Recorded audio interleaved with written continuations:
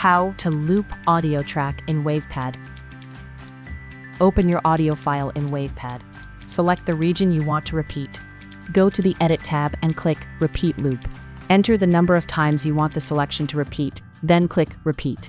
Continue watching this tutorial for more details on how to loop an audio track in WavePad. The Repeat Loop feature repeats a selected region of your audio a specified number of times. It is useful for extending the length of music beds, sound effects, or other audio segments. To begin, open your audio file in WavePad. Once the file is loaded, click and drag across the waveform to select the region you want to repeat. When the selection is highlighted, go to the Edit tab and click Repeat Loop. The Repeat Loop dialog will appear, where you can enter the number of times you want the selected region to repeat. After entering the value, click the Repeat button to apply the changes. The repeated section will be inserted after the original selection. Click the Play button to preview the changes. Once you are satisfied with the result, go to the Home tab to save your file.